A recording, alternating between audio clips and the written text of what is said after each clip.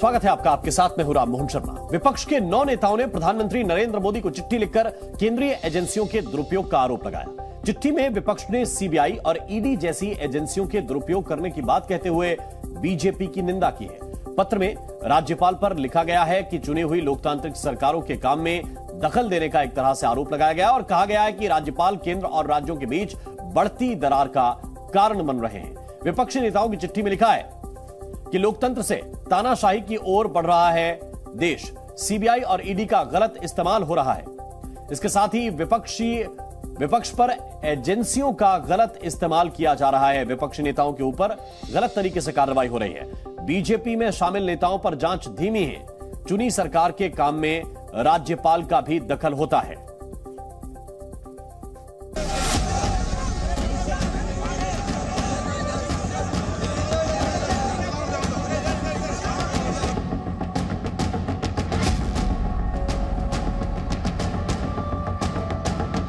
अब इसे महज इत्तेफाक तो नहीं कहा जा सकता कि एक के बाद एक कर दिल्ली सरकार के 2 मंत्री जेल गए।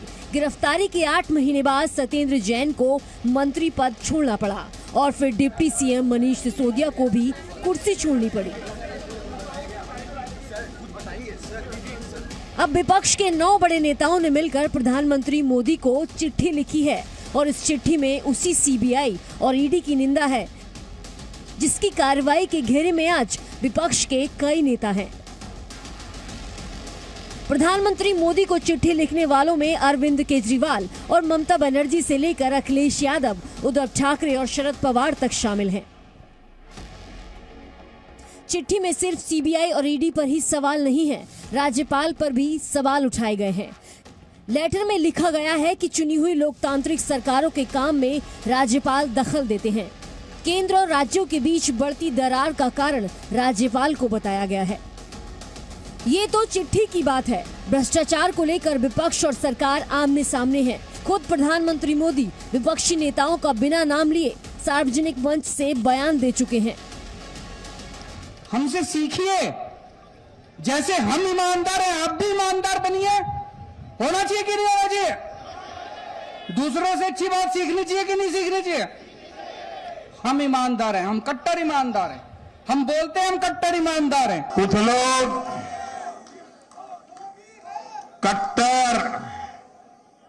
कट्टर की पहचान में लगे हुए हैं। वो हर काम बेईमानी भी कट्टरता से करते हैं। ये कट्टर लोग कहते हैं मर जा मोदी, वो कहते हैं मर जा मोदी। देश कह रहे हैं मत जा मोदी, मत जा मोदी, मत जा। विपक्ष के 9 नेताओं की चिट्ठी को लेकर वार पलटवार शुरू हो गया है। भ्रष्टाचार के नाम पर दिल्ली की जनता के साथ प्रताड़ना करने वाले लोग आज किस प्रकार से कभी भ्रष्टाचार के आरोपों से बचने के लिए विक्टिमहुड कार्ड खेलते हैं, अनर्गल बातें करते हैं और किस प्रकार से अपने आप को सवालों से बचाने के लिए इस प्रकार का हथकंडा अपनाते हैं, ये आज एक और प्रमाण सामने निकल कर आया है। मुझे लगता है कि शराब घोटाले में जो सवाल है उनके जवाब देने चाहिए, ना कि ये विक्टिमहुड कार्ड खेलना चाहिए। बीजेपी नेता कपिल मिश्रा ने इस चिट्ठी पर सवाल उठाते हुए ट्वीट किया है। कपिल मिश्रा ने लिखा कि मनीष सिसोदिया को बचाने के लिए कई विपक्ष के नेताओं ने लेटर लिखा है। ऐसा ही एक लेटर कसाब को बचाने के लिए भी लिखा गया था। जब ऐसे लेटर आने लगे मतलब अपराध पक्का है, अब बचाने की हड़बड़ाहट है। वहीं आप नेता सौरभ भारद्वाज ने विपक्ष की चिट्ठी पर केंद्र को घेरा है और सरकार के बर्ताव को खतरे की घंटी कहा है। इस तरीके का बर्ताव केंद्र सरकार का आज सभी विपक्षी दलों के साथ है, ये बड़े खतरे की घंटी है और ये तानाशाही और डिक्टेटरशिप के संकेत हैं। इसी तरीके से डिक्टेटरशिप आती है।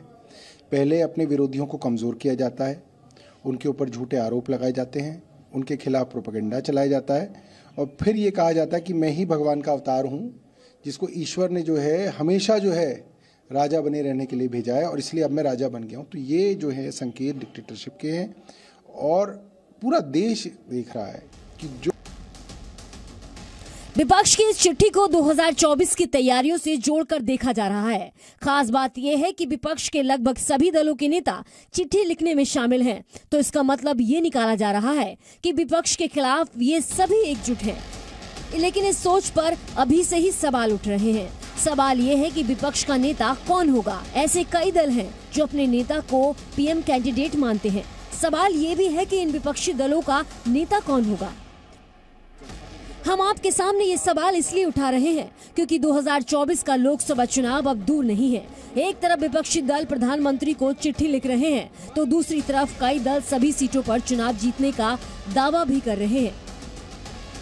समाजवादी पार्टी और गठबंधन मिलकर के 80 की 80 सीटें लड़ेगा। अभी भारतीय जनता पार्टी ने जो हार देखी है, मैनपुरी में जो हार हुई है, वो अभी तक आकलन नहीं कर पाए कि इतना बुरा क्यों। तो अब लड़ाई कट्टर ईमानदारी और कट्टर बेईमानी पर आ गई है। 2024 के महायुद्ध का जय घोष हो चुका है और ये चिट्ठी भी उसी की आहट है। ब्यूरो रिपोर्ट, जी मीडिया। और ज्यादा जानकारी के साथ बलराम पांडे इस वक्त हमारे साथ जुड़े हुए हैं। बलराम की तरफ चल रहे हैं। बलराम, जरा बताइए कि जो चिट्ठी है उसके जरिए विपक्षी नेता दरअसल क्या कहना चाहते हैं। विशेष रूप से ये मनीष सिसोदिया के प्रकरण के बाद इस विषय को लेकर और हमलावर हुए हैं विपक्षी नेता। देखिए, इस पत्र के माध्यम से ये बताने की कोशिश की जा रही है कि जिस तरीके से विपक्ष के नेताओं के खिलाफ सीबीआई और ईडी का दुरुपयोग किया जा रहा है, वो पूरी तरह से गलत है। और कोशिश यही की जा रही है कि जल्द से जल्द ये जो विपक्ष के खिलाफ कार्रवाई ईडी और सीबीआई के द्वारा की जा रही है उसे रोका जाए। और यही वजह है कि विपक्ष के 9 नेताओं ने एक संयुक्त पत्र प्रधानमंत्री को लिखा है और उसमें कई गंभीर आरोप लगाए हैं।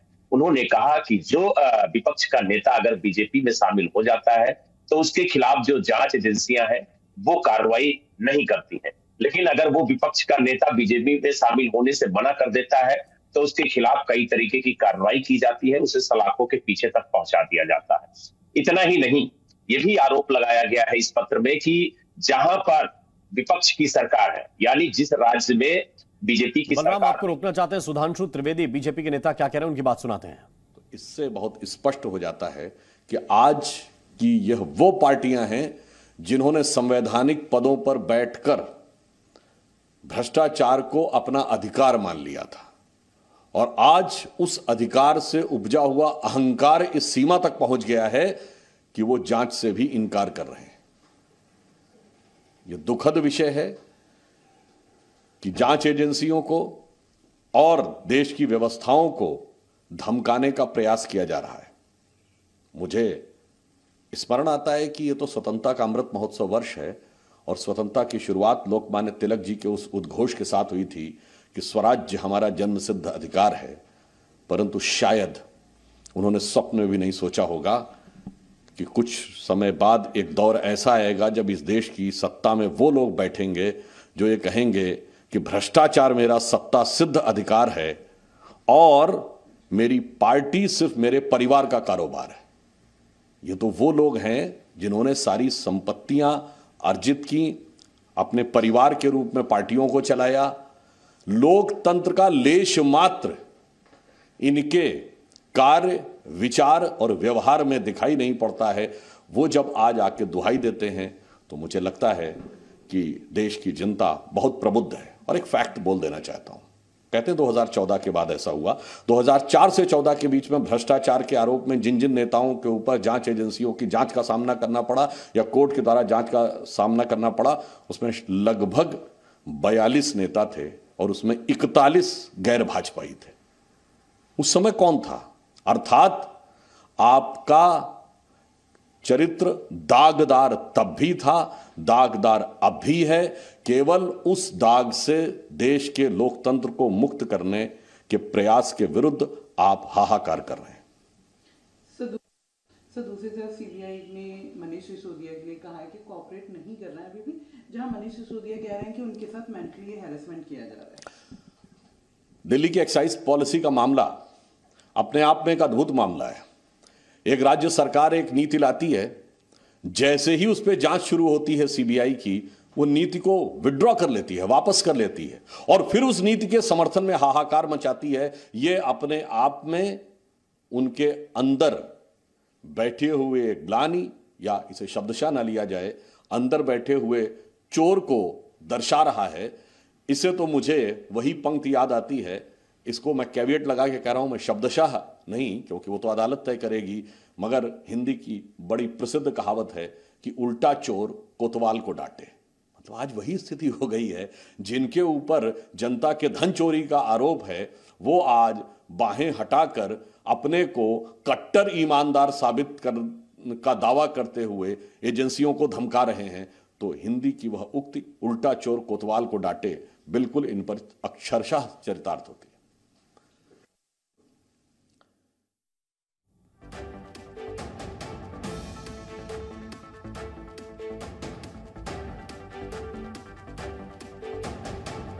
कि जिन लोगों ने, इसमें वो भी नेता शामिल हैं जिन्होंने कांग्रेस के जमाने में उनकी सरकारें बर्खास्त कर दी गई थी राज्यपालों के द्वारा, और वो आज उस पार्टी के साथ आके खड़े हो गए, मेरे विचार से इससे बड़ी विडंबना और इससे बड़ा राजनीतिक अवसरवाद देखने को नहीं मिल सकता है।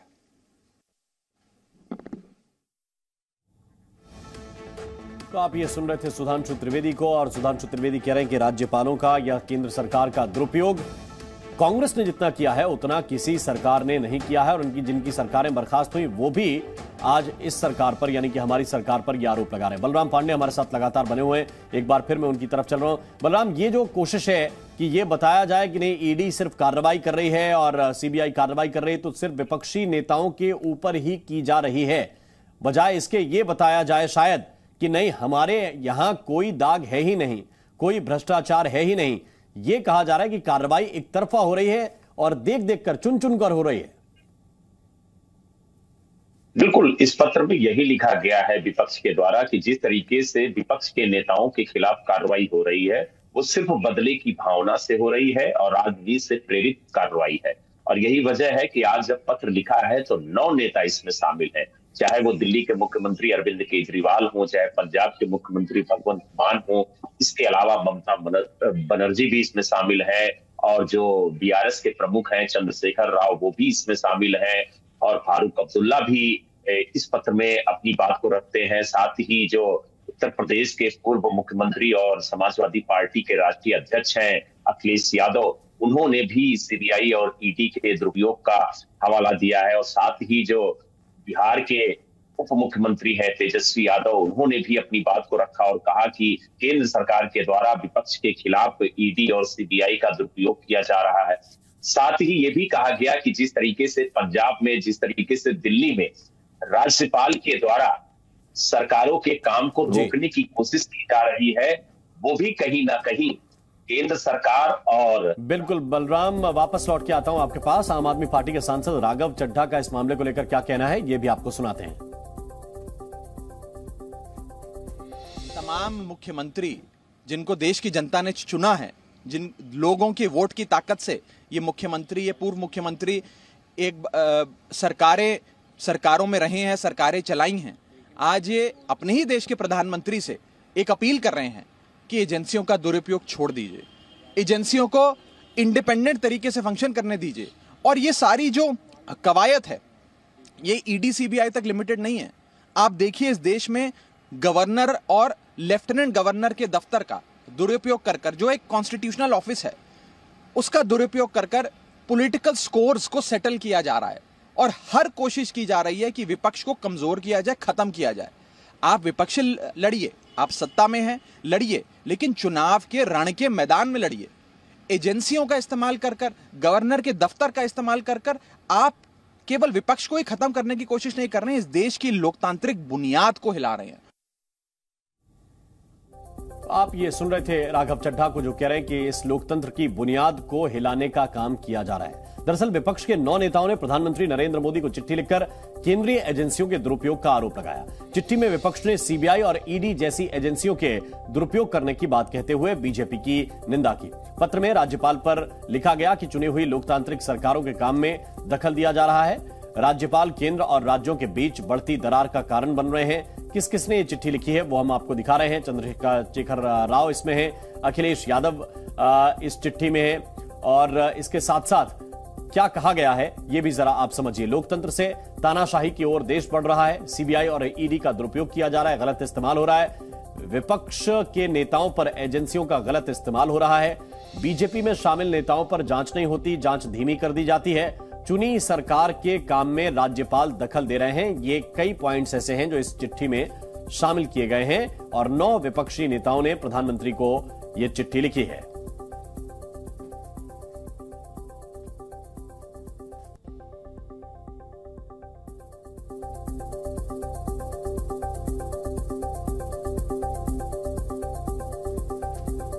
और विपक्षी नेताओं की इस चिट्ठी पर बीजेपी ने पलटवार किया। बीजेपी के सांसद रमेश बिधूड़ी ने निशाना साधते हुए कहा कि एजेंसियां निष्पक्षता के साथ काम कर रही हैं। 2024 में किसी तरह की कोई चुनौती उन्हें नजर नहीं आती।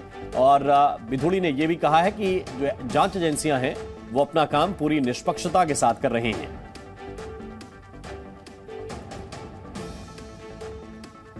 ये चिट्ठी आई, चिट्ठी में 9 नेताओं ने प्रधानमंत्री से कहा है कि जांच एजेंसियों का दुरुपयोग हो रहा है, विपक्ष के नेताओं को सताया जा रहा है, लोकतांत्रिक ढांचे को तोड़ा जा रहा है, नुकसान किया जा रहा है, और राज्यपाल राज्य सरकारों के काम में दखल दे रहे हैं। विधूड़ी हमारे साथ मौजूद हैं, भाजपा के सांसद हैं। विधूड़ी जी, इस लेटर के अंदर लिखा गया है कि रेड की जाती है, विपक्षी नेताओं को निशाना बताया जाता है, जांच एजेंसियां, जो बीजेपी के नेता हैं, हेमंत बिस्वा शर्मा का जिक्र किया, उनके खिलाफ जांच धीमी होती है लेकिन बाकियों के खिलाफ तेज होती है। देखो, देश के प्रति अकाउंटेबिलिटी मोदी साहब और राष्ट्र के प्रति और देश के 125 करोड़ लोगों के प्रति है। चिंता उन लोगों को है जिन्होंने एजेंसियों का दुरुपयोग किया था। संवैधानिक रूप से एजेंसियों ने जो काम करने चाहिए थे वो नहीं करने दिया गया इन लोगों ने। तो इन 9 पार्टियों के 9 लोगों के प्रति देश की अकाउंटेबिलिटी सरकार नहीं बनाई है। देश के 125 करोड़ लोगों ने देश के उत्थान और सम्मान के लिए बनाई है।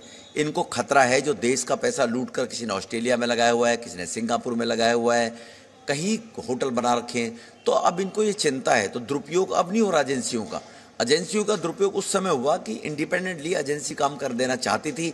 एंटी करप्शन एजेंसी है, सीबीआई है, इनकी ड्यूटी क्या है, काम क्या है कि देश को लूटने वाले लोगों को पकड़ें। अब जो लुटेरे हैं वो पकड़े जाएंगे, जो लुटेरे नहीं हैं उनके घर में एजेंसियां क्यों जाएंगी?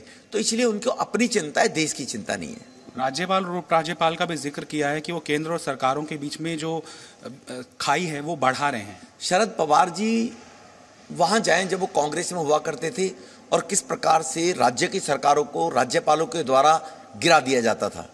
एक एक दिन में 4-4 सरकारें ध्वस्त कर दी जाती थी। चुनी हुई लोकतांत्रिक पद्धति से सरकारें और बर्खास्त कर दी जाती थी। उसका उपयोग कितनी बार राज्यपालों के द्वारा किया गया है, एक बार वहां चिंता करें, और 8 साल में किन सरकारों को आज तक बर्खास्त किए गए, यहां चिंता करें। जी न्यूज़।